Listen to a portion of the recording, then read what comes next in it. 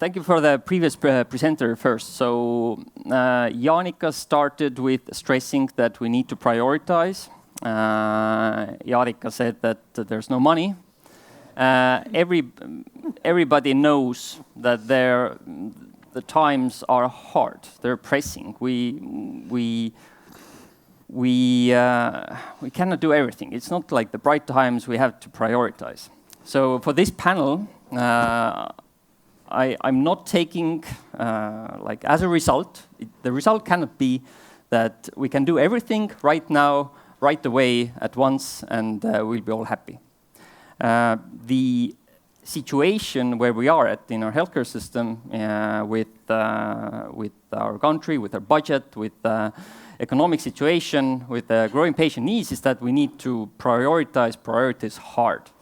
And this means that we need to know what are the next steps. There will be a second panel about the next steps from the policy level, but from the data and standards level, let's start here.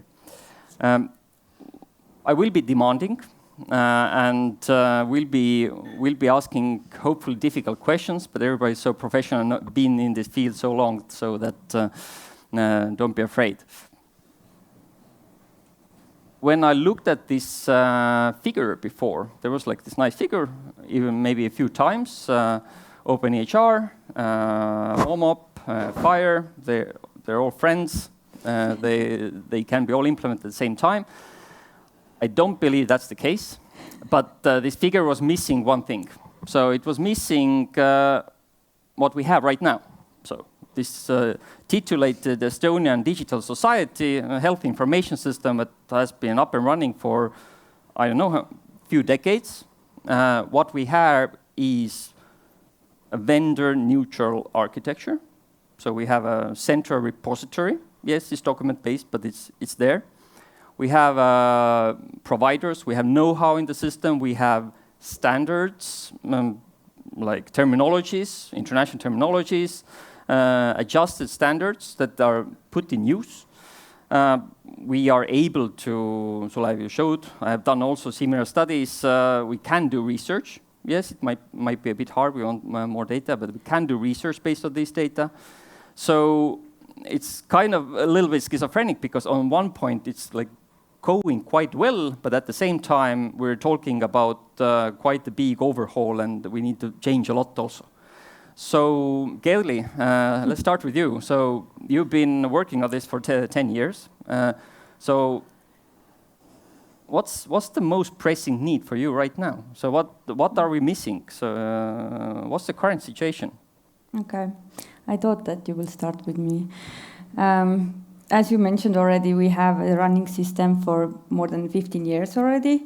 And we started with already implementing standards. We implemented HL7 version 3 and CDA with that to exchange the data between the healthcare providers' information systems and the central system.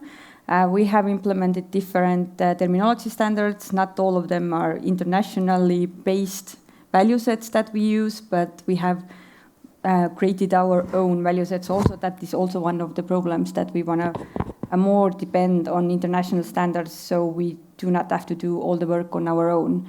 As we lack of money and people, like it's mentioned today many times already. But what is the thing that kind of pushes us to move forward is that we decided 5 years ago that document-based, CDA-based data exchange is outdated because we need the data to flow faster and closer to real life, not just when the case is closed and the person is already discharged from the hospital, for example. And we decided to start moving to FHIR standard. So it suits more the needs that we had to exchange data faster and in smaller sets of data, and also add more structuring to the data.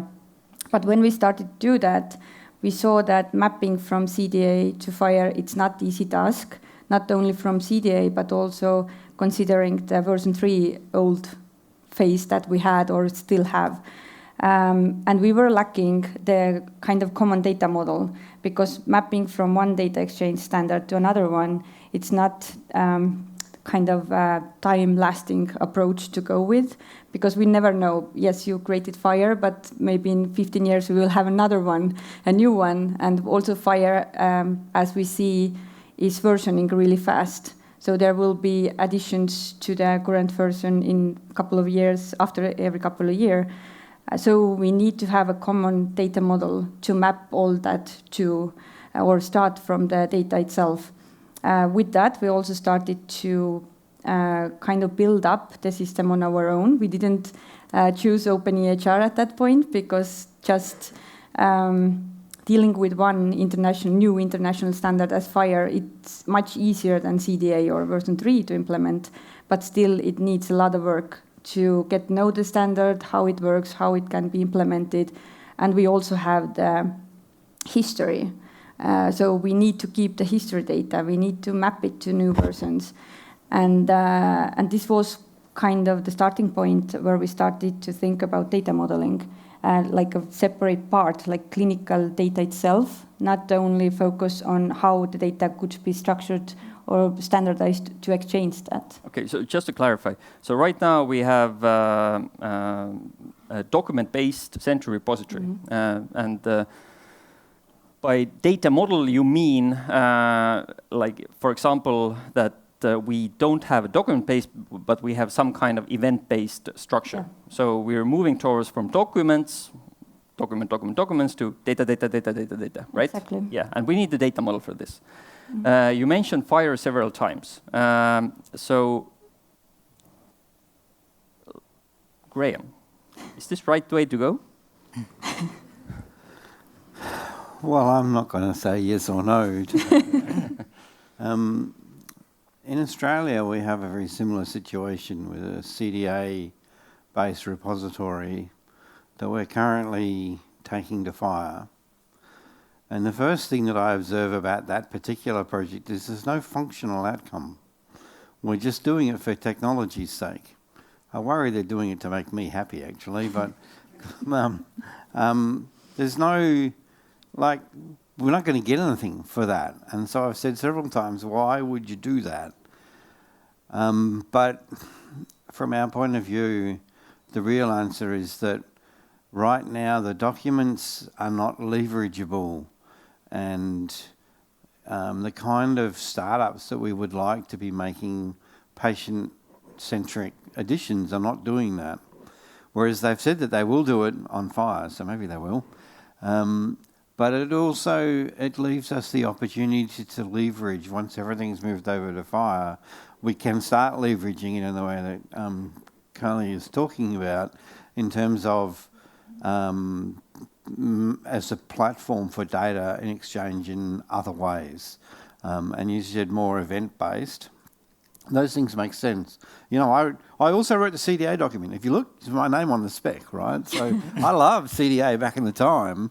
But when we were doing it in Australia and I was watching it implement, and I'm just like, it's not going to get what we want. That's why I did FHIR. And so I think those things, they make sense, but you always have to have a very clear view of what you're trying to achieve that make it justified to expend the effort and the money. Mm-hmm. So I will connect this topic up with a few things. So we have been talking about integration, and that every new central development in Estonian system needs adjustments, integrations by 8 different healthcare digital health vendors. So when I have experience with CDAs, it's pain.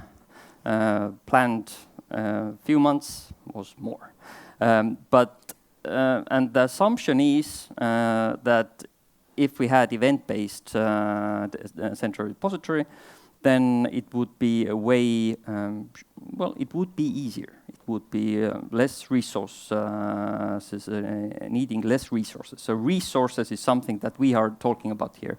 So you said that there might not be a specific goal. Here, I think there are even 2 goals. One is data quality. This is talk, and then is the resource, so that we don't want to integrate very costly many times in the system, because we're like it's all our country and all our money.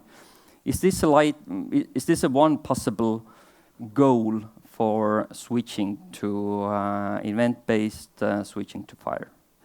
Well, it is, although usually event-based data-based exchange implies that you have greater expectations out of integration with the data, which usually means that your change control is more painful, not less painful.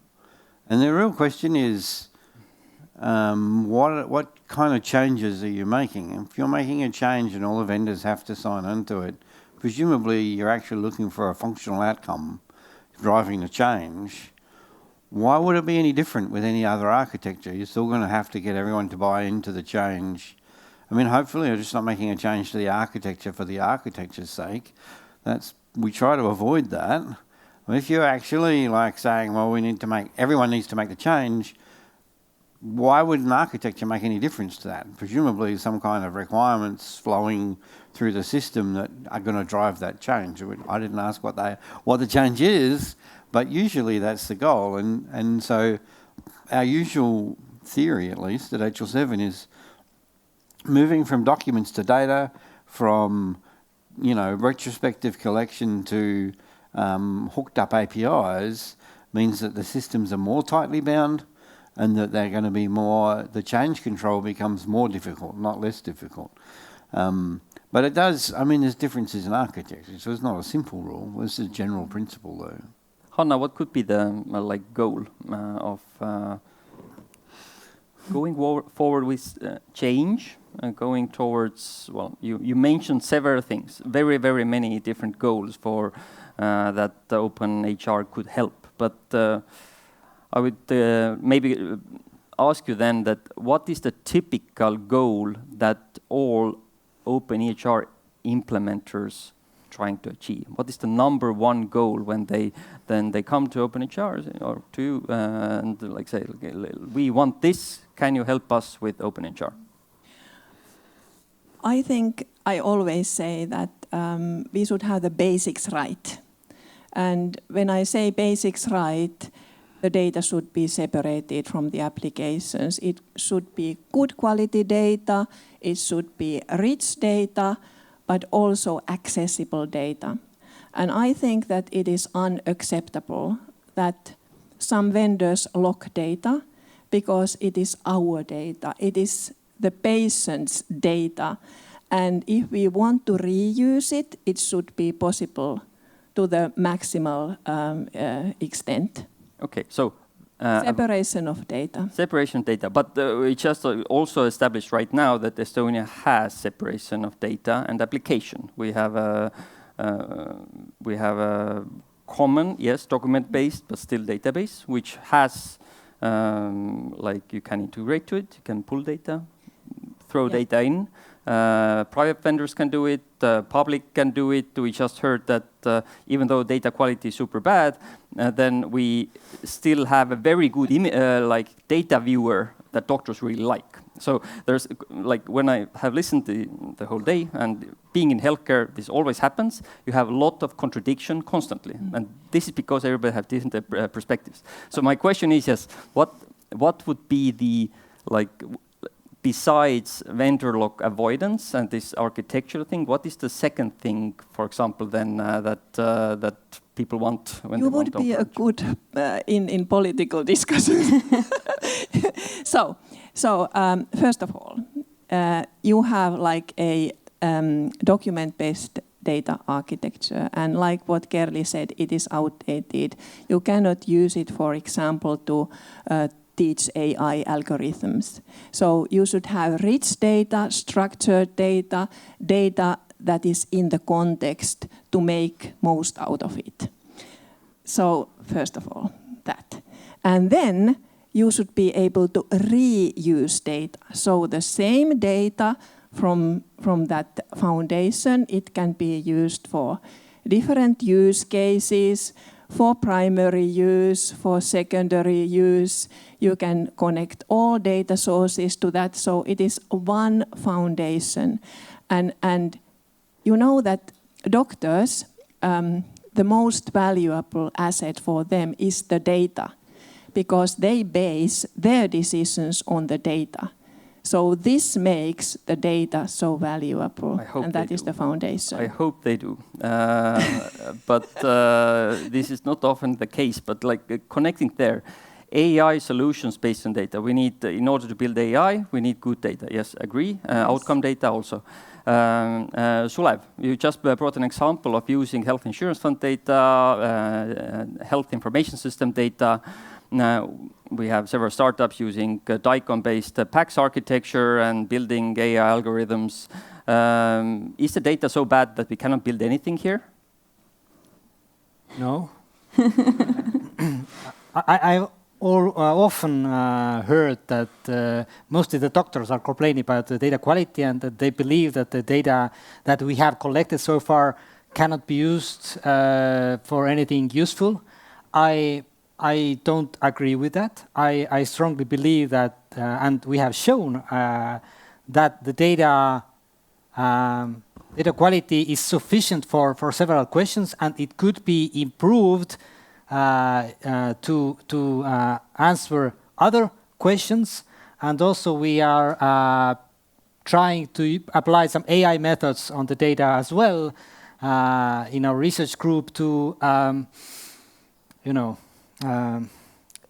make something useful out of this. I don't even remember the question, but anyways, yeah. Can you use Estonian healthcare health information system database data to develop good AI? Yeah. And and AI definition here, let's forget LLMs right now.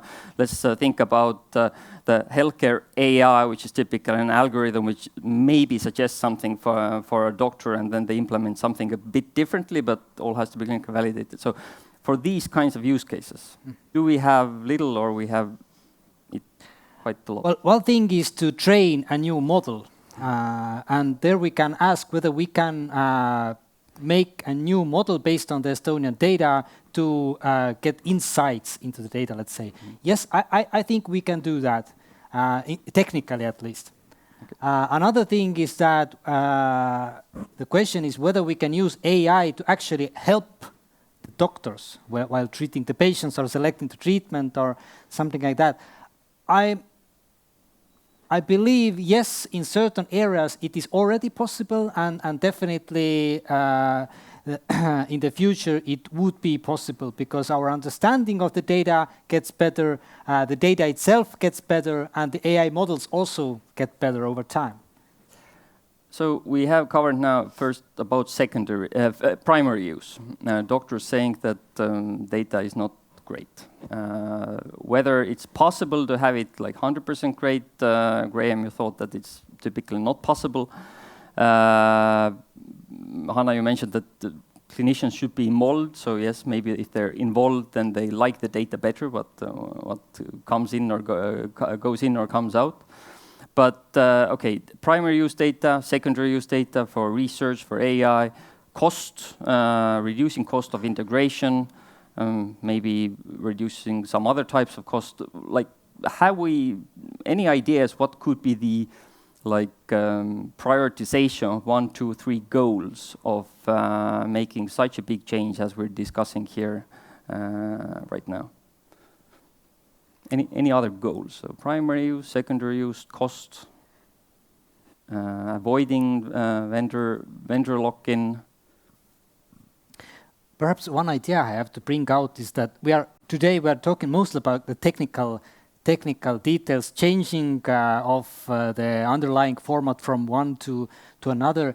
But it's important to understand that many of the problems are completely separate from the technical framework. For instance, if the data is not recorded at the moment, it's not recording the CDA. It's not would not be recording FHIR anyways in openEHR. So it's kind of a different set of problems, and we have to very wisely understand what exactly are we making better if we, take new standards into use, and what problems still are left, and we should work on them in the future anyways. Yes, and we need to remember that in healthcare the patient is in the focus. So we need to be able to make better patient care, and accessibility to the data is of course an enabler. And to Sulev's comment, we can have good quality data in the silos, but we also need to get the data out as good as it was in the silo. So then the intra and interoperability come into the picture as well. So what I understand here is that there's a second panel, which gives maybe even better goals for change. So technical people often say that everything is possible. So give us a goal, everything is possible. So technical, everything is possible. Yes, maybe not in healthcare, but often this is the answer what technical people give. But so the goals need to probably come from more on the policy level than we can assume them or figure them out somehow here. But actually, they need to come to the policy level. So stay tuned for the second panel. But let's assume that we really need to now we need to transfer fully to event-based architecture, FHIR, openEHR. We throw in OMAP there also. We really want the best standardized system in 10 or 15 years. What are the implications now? What are the most critical cost factors in this implementation approach? So one thing that a lot of countries have been doing is rather than thinking about event-based, they've been thinking about API-based integration. And a lot of countries now are following the US lead. It's always worth looking at the US. The US, sometimes they do absolutely insane things. Having a good exercise of that this year, but because of that, they also think really hard about what they're doing. And it's worth reading the JASON task force that led to the US core development. And they've prioritized the development of a general purpose API for clinical data. And so with a single general purpose API, they can get data and you can give it directly to the patients. Or you can connect to it as a system, and it's the same API, the same data. You can therefore use it to publish, to build and populate a central registry, or not, without any change to the systems that feed the data. And so that kind of general purpose API is really a policy around cost, to contain cost, because everyone does the one API and you get a lot of reuse out of it. So that's certainly one idea that I've seen adopted a lot around the world. What you're describing, isn't this Estonia currently? We have a general use API, X-Road, protocol, okay, bundle signing, CDAs, but is it different? Is it the same? I think it's almost the same, but still I think what FHIR gives us is to connect easier, and it's more nowadays standard to do the API linking. With the CDA, yes, we have the central database that you can connect to and exchange data with. It's kind of similar, but still you have to send the data as a document. And if we talk about document, then it's XML document, not PDF format document. We have structured data, but we have not structured everything. We only have structured where the need was the most. But yeah, I still support that FHIR is more usable and more future-proof than version 3 or CDA were or still are. Especially because if we were exchanging data with version 3 or CDA, the community in Estonia who knows how these standards actually work, how to implement them, it's not that big community. Yes, the vendors know how to exchange data with the central system, but they do not use these standards in their own system. So in their own system, they keep the data a totally different way. There are different implementations. Some implement the data the same way as we request it to be sent to the central system, but some have much more data. Most of them have much more data. So the data that is gathered in the center or exchanged through the central system, it's a small amount of the whole data that we have in healthcare. So we still have the rest of the data that is not well structured or the same way structured, at least in different systems. And if we want to add this to the central system, or we need that data somewhere else in the registries or in other systems, then we have to map it. So we have to convert from one format to another one. And right now the situation in Estonia is that all the different systems have structured the data differently. They actually use different value sets even. And now to send data to the central or to the registries, they have to map it to the format that is requested from that part. So there's a key difference here, because in the current model, which is the one we have in Australia, it's send-based. The source applications push to a central place. In the new API-based model, it's pull-based, but anybody can pull without going through the central model, and that's what transforms to a different kind of rationale. In Australia, I constantly sit in meetings with clinicians who want to reuse the infrastructure, but can't, because the data is pushing over there, and they can only get it if they go through the central policy-based system. Whereas in a pool-based API, the system makes it available, and they can just go directly to the system. So it totally opens up freedom for implementation, doing local implementations.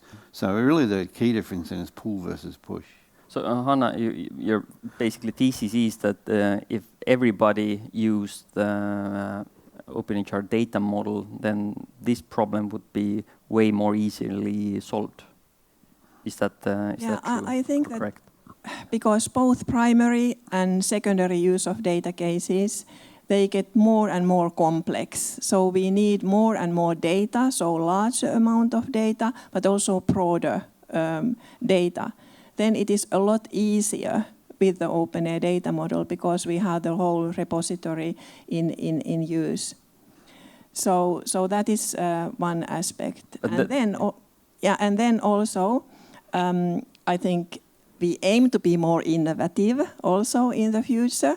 So who knows what kind of innovations are being built, and they have to get the access to the data, and also soon. And who knows if we have the next infection waves, and we need to very quickly understand the disease and build solutions on top of the data. So we are a lot more flexible if we have the data repository that is harmonized. Yeah, there is what I stress. So the if sentence. So what Kerli. I hope we don't get infection diseases. If we had better things, then we would have better things. But we need to get there. So we really need to find resources to transform there. What Kerli just mentioned is that yes, we have central repositories like this, but the actual data collected at vendors near the clinicians is like this. Is it like 50% centrally, or nobody knows? I think it's less than 50.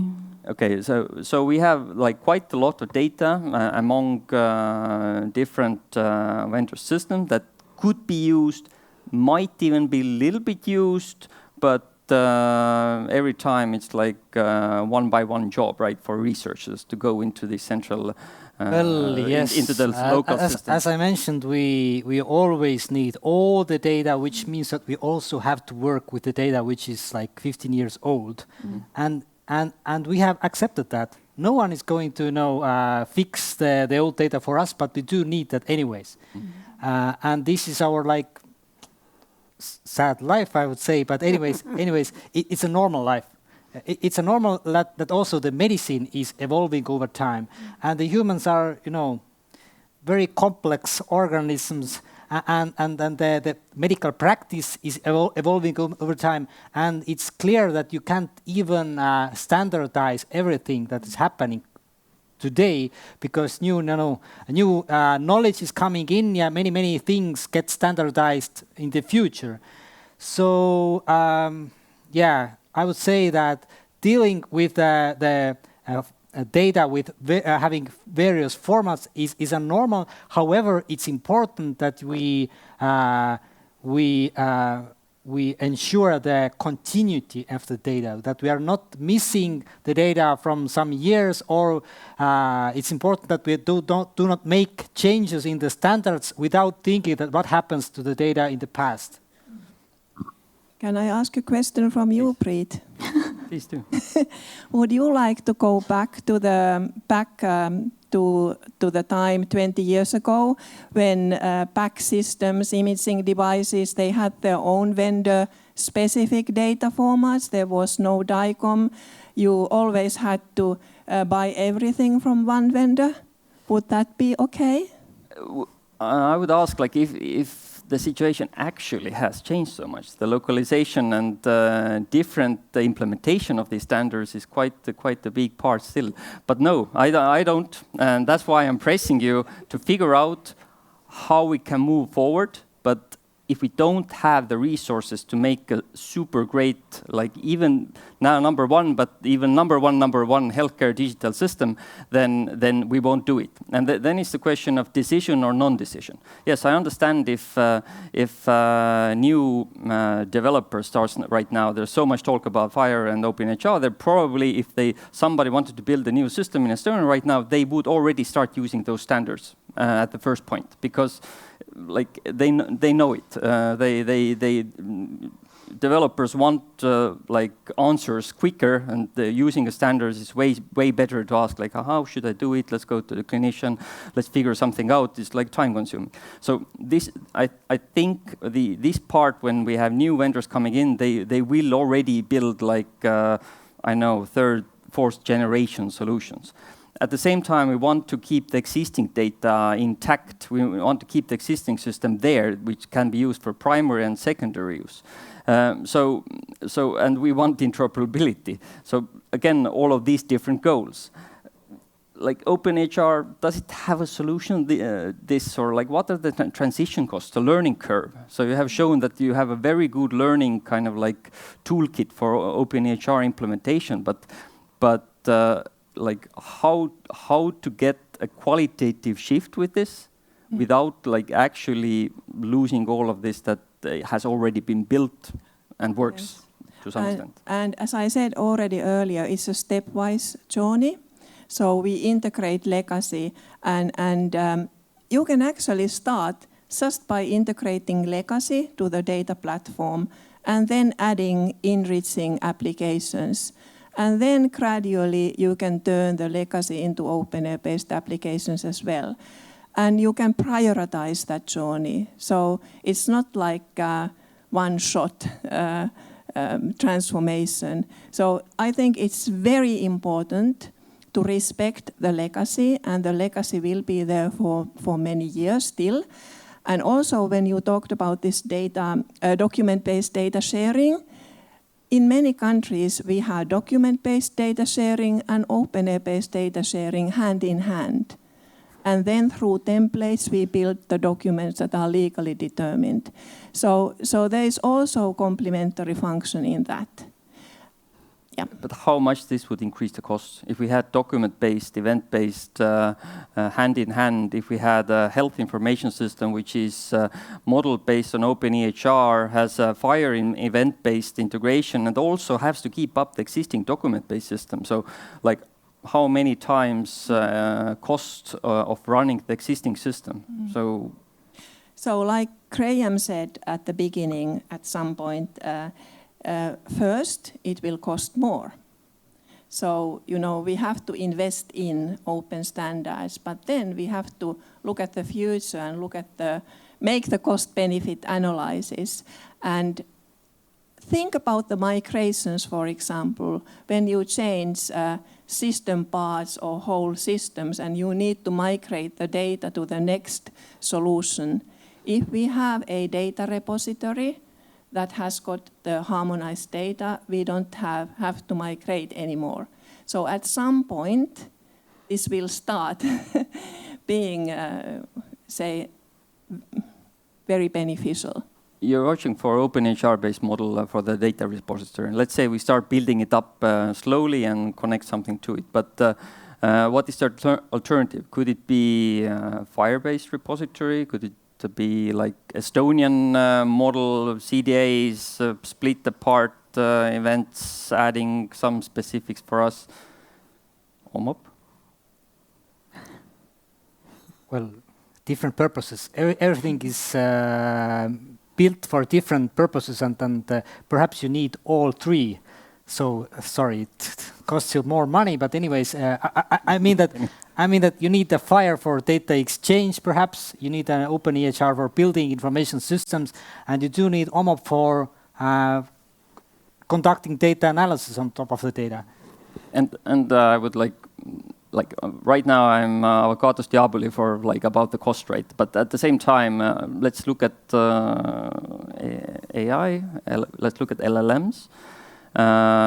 So we have we would need resources in 2 years ago. We would have needed at the vendor. We would have needed someone who is openEHR data model expert, someone a FHIR expert. Even if we build, let's say, we have this imaginary greatest model in the world, we have OMP experts. They all chip in, they build it, they improve it, and so on. They work with doctors, and this means triple the cost. Now comes in LLMs. You already built the basis. You say that I want to build me a database design for OMOP, openEHR, FHIR. Let's add let's have a helpful hand here. Let's put the cardiologist, LLM trained cardiologist in the chat. Let's add some kind of data officer, a researcher. Chip in, ask questions, and then you can bounce it all in this LLM. Basically, you can build the best system with seconds without having all the resources. Would this be a possible future for multi-standard world? We could say that's a possible future, but it's not one we have yet. And we don't yet know to what degree the AIs will be able to resolve those kind of contention questions. I think when it comes to talking about cost, really the DPI infrastructure that WHO is pushing, the digital public good infrastructure, is a useful way to think about it. And yes, it will cost some money to build digital public infrastructure, but actually the question you should be asking is, what will it cost us if we don't build it? And countries are making rapid, very different choices here. And some countries are like, we would rather the cost of not building it because we will get a human-centric, inefficient system. But still one that employs a lot of humans. And we think employing a lot of humans is a public good. And then others are like, no, we want the most efficient system so that when we employ humans, they're not doing make work in the healthcare system. And so what we want to do is push as hard as we can to build digital public infrastructure that allows reuse. So my favourite example of this is the terminology service. So the terminology service actually, sorry about this, but it comes out of Australia. And it comes from an argument that I had with the minister. I'm like, you're spending $100 million on SNOMED and totally wasting money. You could just pour it down the drain and that would be more effective. And he got really, really mad with me for saying that, and went to his team and said, why does he say we're pouring money down the drain? And the upshot of that was that we implemented a terminology service. So now that is now a service that's widely available in Australia, and all vendors can use it. And to your question about staff, if you're a vendor and you wanted to use SNOMED or Loink or ICD, whatever, you needed some real good specialists on your staff. That was hard lifting, heavy lifting, that required real technical skills. And now in Australia, the vendors don't need anybody. They don't need to know anything about that. It's a terminology service, it has some URLs, bing, done. And so it completely transformed the cost base by providing a useful digital public infrastructure that everybody can use. And now we have a few technical specialists like right over here who actually understand, but they don't need, every vendor doesn't need one. And so that's the kind of, what did it cost us? It turned out to cost us negative, $100 million, right? But we actually had to spend the money first, which Hanna was quoting me about that. Yeah, but if you could do a careful build of good digital public infrastructure, the question is, what does it cost you not to do that? if we now summarize it, because the time is of course running out, as always with discussions in healthcare. So what could be the criteria, the top criteria that Estonia needs to take under consideration in making these choices? I mean, should it be either like a balance of interoperability first, data quality second, finding a balance there? Should it be, which criteria should be taken into this equation? So like, how to make a decision to go forward? You look at me, so I have to answer you. It's a good question. I think there are many criteria that you have to consider if you're making these decisions and what to focus more. I would say interoperability is for data quality, and data quality is for patient safety and better healthcare. So they're all connected together. So standardizing the data or using data standards is part of assuring data quality. So I think this is the main task that we have to follow, that we need to be sure that what we do today, it was also said today, that we will not see the results tomorrow. The work we do with data standardization, we will see the work in a couple of years or even after 10 years. So we really have to think what is the thing that we now can do to have better future. And also Sulev said that the data structures and standardization changes over time, and it does. And this is also why I always mention that if anyone says that the data quality is good enough, but if we compare when the data was collected, then at that point of time it was good enough, because we didn't have all the decision supports, all the secondary use cases, or all AI tools that we have to support back then. So you cannot go back in time and say that it was not done well. But still, right now, we have to do as much as we know we can do. Hanna?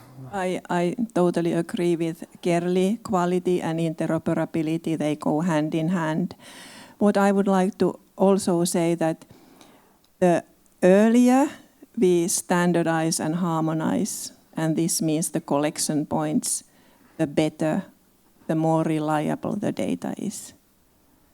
So then, the clinical data that has been produced in the hospitals, in the clinics, is already in the harmonized data format. That is the best idealistic solution. And I think that we have been really lucky in the Nordics, because our dominant EHR vendors, they had taken openEHR as their internal data models.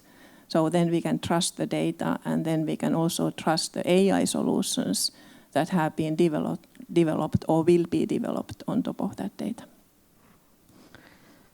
Well, I would say that one of the key things is to make the data accessible as much as possible, meaning that make it more accessible to the patient, to the doctors, for the clinics, also for the researchers. Don't listen too much of these data privacy guys, because there's also the public interest as well. So we have to find the balance here.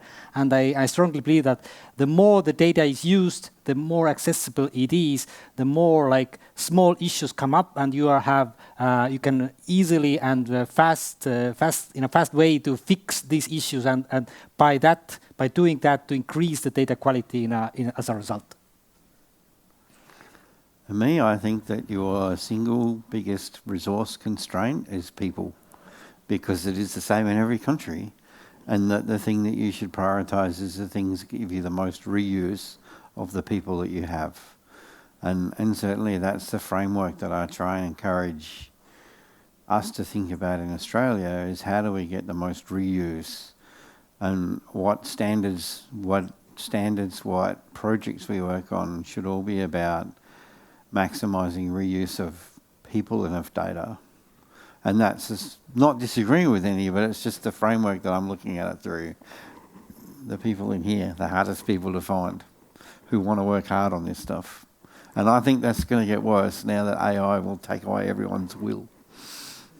So I'm circling back to the.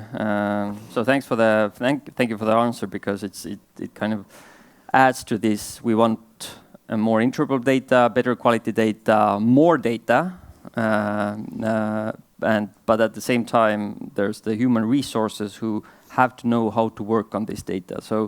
So as a small country, let's figure out somehow what we can do. Luckily, that's not my task, because that's an enormous task to figure out what's next.